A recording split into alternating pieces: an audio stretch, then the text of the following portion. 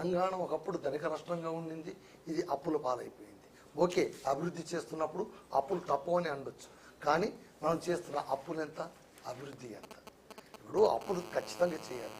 MP Undavalli Arun Kumar గారు మాజీ MP ఒకనొక సందర్భంలో ఒక మాట అన్నారు, అప్పు చేయడం అనేది తప్పు కానే కాదు, ఖచ్చితంగా అప్పు చేసి తీరాలి. బట్ దేనికోసం అప్పు చేస్తున్నాం? ప్రోడక్టివ్ థింగ్స్లో అప్పు చేస్తున్నామా, అన్ప్రొడక్టివ్ థింగ్స్లో అప్పు చేస్తున్నామా? ఇది మనం ఖచ్చితంగా ఆలోచించాలి. ఒక్కటి నిజమండి, తెలుగుదేశం వైఎస్ఆర్సీపీ ఈ రెండు పాలనలు చూసిన తర్వాత మనం గమనించాల్సింది ఏంటంటే ప్రజలకు కావాల్సింది రెండు, సంక్షేమం కావాలి, అభివృద్ధి కావాలి. ఏ ఒక్కటి ఉండి రెండవది లేకపోయినా కూడా ప్రజలు అసంపూర్తిగానే అసంతృప్తిగానే ఉండిపోతారు. వైఎస్ఆర్సీపీ కాలంలోన నిజమే అద్భుతమైన వ్యవస్థ, ఒకటి వాలంటరీ వ్యవస్థ పెట్టారు.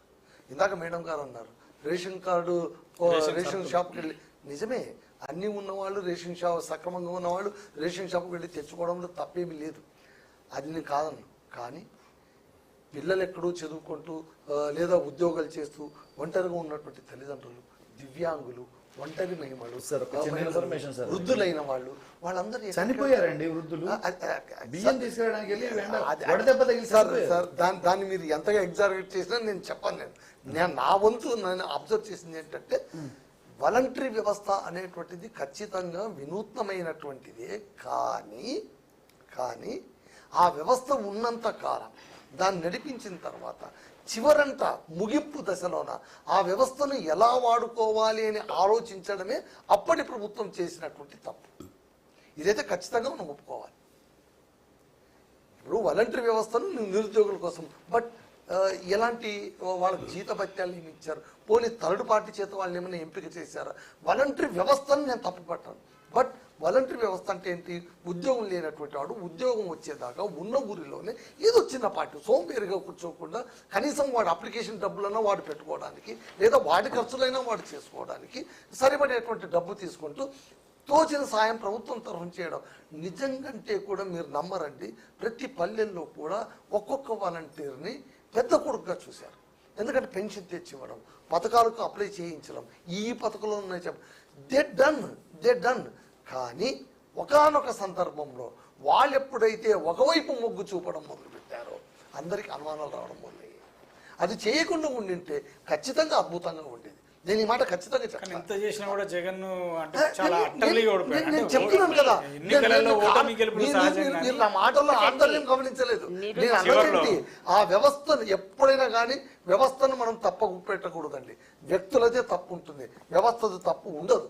మీరు గమనించండి. ఇప్పుడు గతంలోనండి 2014లోన చంద్రబాబు నాయుడు గారిని అసలు ఎందుకు ఎన్నుకోవాల్సి వచ్చింది?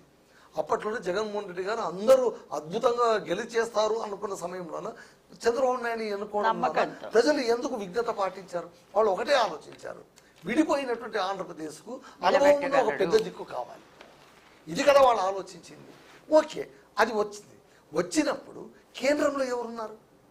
కేంద్రంలో ఉన్న సపోర్ట్ ఎంత దాకా వచ్చింది? ఎంత మేరకు సపోర్ట్ తీసుకోగలిగారు? ఇప్పుడు కేంద్రం నుంచి ఫెడరల్ వ్యవస్థలోన, ఫెడరల్ స్ఫూర్తిలోన కేంద్రం నుంచి రావాల్సినంత సహాయం రాకుండా ఈరోజు మనం తెలంగాణకి ఏమంటున్నాం? ఆంధ్రప్రదేశ్కి అంత డబ్బులు ఇచ్చి ఒక్క పైసా కూడా ఇవ్వరు కదా నాయన బడ్జెట్ కొంటున్నాం. ఆంధ్రప్రదేశ్కు డబ్బులు ఇవ్వడం తప్పు కాదు, మనకు ఇవ్వకపోవడం అన్యాయం. మళ్ళీ ఒక కంటిలో సున్నం ఒక కంటిలో వెన్న ఎందుకు పెడుతున్నారు అంటే కనుక ఖచ్చితంగా సెంట్రల్ ఆడుతున్నటువంటి ఇట్స్ ఎ పొలిటికల్ ప్లే. కేంద్రం అనేది పాత్ర పోషించి అన్ని రాష్ట్రాలను సమానంగా 2014లోన నేను మళ్ళీ చెప్తున్నాను చూడండి, చంద్రబాబు నాయుడు గారు అమరావతి రాజధాని అనడం ఓకే. ఇక్కడ హైటెక్ సిటీ కట్టినప్పుడు కూడా ఆ మాట వచ్చింది. ఆయన హైటెక్ సిటీ కట్టక ముందే కొంతమందికి చెప్పేశారు వాళ్ళు భూములు, what ever it may be. నిజమే, చంద్రబాబు నాయుడు చెప్తున్న మాటల్లో ఎగ్జాగరేషన్ ఉన్నాయి. ఎవరైనా అంతే కదండి, రాజకీయ నాయకులు ఎగ్జాగరేట్ చేయకుండా ఎట్లా వాళ్ళు ఓట్లు అడుగుతారు, అది వేరే మాట. ఒకటి, ఆయన హైదరాబాద్ నిర్మించలేదు, అదైతే వాస్తవం. మనమందరం తెలంగాణ వాళ్ళు అంటున్నారు హైదరాబాద్ కట్టి నిజాం రా, నువ్వు కాదు అని అంటారు. నిజమే, కానీ ఎకనామిక్ డిస్ట్రిక్ట్ని డెవలప్ చేసి అట్లీస్ట్ ఇన్ఫ్రాస్ట్రక్చర్ ఇచ్చి, ఓకే సార్ ఒక మాట ఉన్నారు, శంకుస్థాపన చేసింది ఎవరు, రిబ్బన్ కట్ చేసి మధ్యలో ఉన్నవాడు కూడా ఉన్నాడు కదా, వాడు అంతర్వాహినిగా వాడు ఏదో చేసి నేను లేదనట్లేదు. ఇటుక పెట్టకుండా అయితే బిల్డింగ్ కట్ చేయలేవు కదా నేనంటే ఇప్పుడు రిబ్బన్ కట్ చేసేది ఎప్పుడు బిల్డింగ్ పూర్తి నేను అది కాదనట్లేదు. నేను అనేది ఏంటంటే మొట్టమొదట మనం అలవర్చుకోవాల్సింది ఏంటంటే ఎవరికి ఇవ్వాల్సిన క్రెడిట్ వాళ్ళకి మనం ఎందుకు ఇవ్వట్లేదు? జగన్మోహన్ రెడ్డికి ఇవ్వాల్సిన క్రెడిట్ ఇవ్వాలి కదా మనము. ఎందుకంటే సంక్షేమం అద్భుతంగా చేసి చూపించారు. బ్యాంక్ ఖాతాలో డబ్బులు పడ్డాయి, ప్రజలు కాస్త సుఖంగా ఉన్నారు. అప్పుడు మనం ఏమన్నాం? ప్రజలు సోమరిపోతం అయిపోయారన్నాం. ఓకే, ఆ సంక్షేమాన్ని కట్ చేసి చూడండి. మరి ప్రజలు సోమరిపోతులని చెప్పినటువంటి కూటమి ప్రభుత్వం ఎన్నికల సమయంలోన అంతకుమించి హామీలు ఎట్లా ఇవ్వగలిగింది? వాలంటరీ వ్యవస్థను కూడా మిమ్మల్ని మేము తీసేయము, అంతకుమించి డబ్బులు ఇస్తాం, మిమ్మల్ని ఒక సువ్యవస్థగా నిర్మిస్తాం అని మాట ఇచ్చి వచ్చిన తర్వాత పీక్ పడేశారు. ఓకే, మీ ఇష్టం అది. ఎందుకంటే ఒకసారి ప్రజలు వర్డిక్ట్ ఇచ్చిన తర్వాత ఎవరు ఏమైనా చేయొచ్చు, దానికి ఎవడు క్వశ్చన్. అందుకే ఇందాక నేనేదో పేపర్లో చదివాను, ప్రజలు చాలా చాలా చాలా తెలివైన వాళ్ళు. ఒక నాయకుడు అన్నాడట ప్రజల్ని, అయ్యా మీకు దండం పెడతాము, ఆ సూచనలు ఏవో మాకు మొదటి ఇయ్యంటారు నాయన, చివరి నిమిషంలో ఓటేసి చావదొద్దండి మమ్మల్ని. చివరి దాకా మమ్మల్ని ఎక్కించేసి చివరి నిమిషంలో మీరు ఓటు ఎలాగో వేసేసి మమ్మల్ని ఓడగొట్టి ఇందుకు పోయావు చూడు నువ్వు అని అంటే మేము ఏం చేయలేము. అదేదో కాస్త హెచ్చరిక, తుఫాన్ వచ్చే ముందు హెచ్చరిక. అధికారం ఉన్నప్పుడు అధికారంలో ఉన్న వాళ్ళు ప్రజలు చెప్పే మాటలు వింటారా? నెత్తికే కాదు, ఎవరైనా సరే, ఏ నాయకుడైనా ఏ పార్టీ అయినా సరే. అంటే మీరు ఒకటి గమనించాల్సింది ఏంటంటే, వాట్ ఐ అబ్జర్వ్ అంటే, మనం ఎన్నికల ముందు ఇచ్చేటువంటి హామీలన్నీ కూడా ఎమోషనల్ థింగ్స్. అధికారంలో వచ్చాక బాధ్యత నీ చేతిలో వచ్చినప్పుడు, ఇంప్లిమెంటేషన్ పార్ట్ వచ్చినప్పుడు, it is a responsible job and it is a actual fact job. So ఎమోషన్కు ఫ్యాక్ట్కు మధ్య చాలా అంతరం ఉంటుంది. దాన్ని తగ్గించగలిగిన వాడే ఆదర్శ నాయకుడు అవుతాడు. దాన్ని తగ్గించగలిగిన వాడు ఇస్తారు, తప్పదు కదండి. ఇప్పుడు మనం తెలంగాణలో రేవంత్ రెడ్డికి ఇప్పటికీ అంటారు 420 హామీస్ ఇచ్చాడు, ఏమి నెరవేర్చాడు? ఇస్తారు. కేసీఆర్ ఇవ్వలేదా? చంద్రబాబు నాయుడు ఇవ్వలేదా? ఎవరు హామీలు ఇవ్వకుండా ఎన్నికలకు పోయినటువంటి ఒక రాజకీయ నాయకుడు నాకు చూపించండి. సో దాని గురించి అంటే వీటన్నిటి గురించి చర్చించడం ఏంటంటే, సంస్కృతంలో ఒక మాట ఉంది, పిష్టపేషణం అంటారు. అంటే పిండిని పిసకడం. అదేం పెరగదు తరగదు, టైం పాస్ అంతే. సో రాజకీయ నాయకులు హామీలు ఇస్తారు, వాళ్ళు నెరవేరరు, వాళ్ళు పార్టీ మారుస్తారు, ఇవన్నీ అవుట్ ఆఫ్ టాపిక్స్. ఇప్పుడు జనాలకు కావాల్సింది, ఏపీ జనాలకైనా తెలంగాణ జనాలకైనా కావాల్సింది మనం. ఇప్పుడు ఆంధ్రప్రదేశ్ ఎట్లయిపోయిందంటే, ఒక్క అమరావతి వలన కూడా అభివృద్ధి కాదండి. మా ఫ్రెండ్ ఒకరు ఉండేవాడు పుంగనూరులోన, ఆయన ఒక జోక్ చెప్పేవారు, పుంగనూరు బెంగళూరు రెండు ఒకటైన ఒక పల్లెటూరు వాడంటే ఎన్ని పుంగనూరు కలిస్తే ఒక బెంగళూరు అవుతుందిరా అని, ఎన్ని పుంగనూరులు కలిస్తే ఒక బెంగళూరు అవుతుందని. అలాగే ఇప్పుడు ఎన్ని అమరావతులు కలిస్తే ఒక హైదరాబాద్ అవుతుంది. ఎంత టైం పడుతుంది, జనరేషన్ ఎంత వెనుకబడిపోయింది, ఎకనామిక్ స్టేటస్ ఎంతగా దెబ్బతినింది. దీని గురించి కదా మనం ఆలోచించాల్సింది.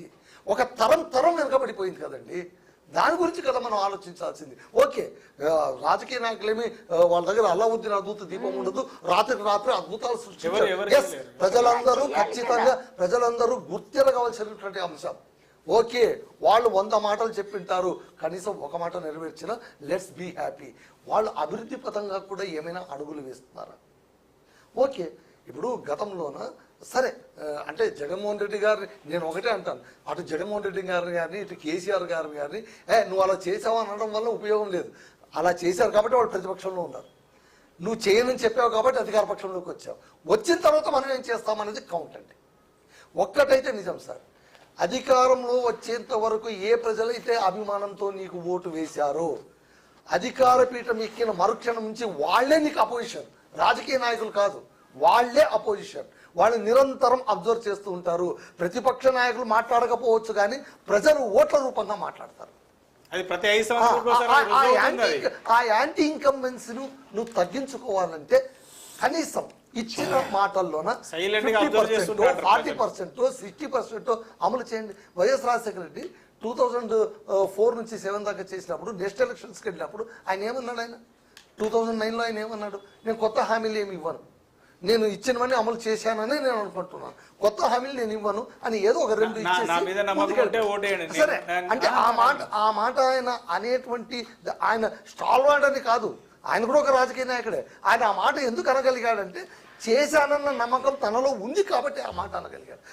ఇవాళ ప్రతి పార్టీ కూడా ఆ స్టేజ్కి రావాలని నేను ఒక సాధారణ పౌరుడిగా నేను కోరుకునేది ఏంటంటే, ప్రతి రాజకీయ పార్టీ కూడా చెక్ లిస్ట్ పెట్టుకొని, ఓకే ఎన్నికల సమయంలో అవసరమైనవి అవసరం లేనివి చాలా ఇచ్చింటాం, తప్పు కాదు.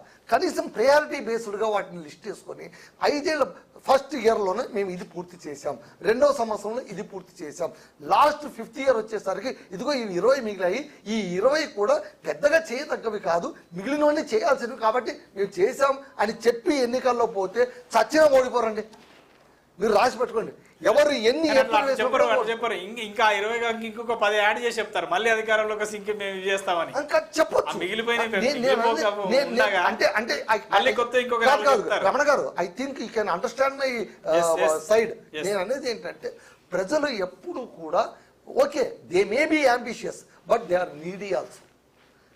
అంబిషియస్ గా వాళ్ళు ఉన్నారు కదా అని వాళ్ళని మనం అనకూడదు కదా. ప్రజలను అనే హక్కు మనకు ఎవరు ఇచ్చారు? ఎవరు ఇవ్వలేదు. They are needy. ఉన్న వాళ్ళకి ఇవ్వండి.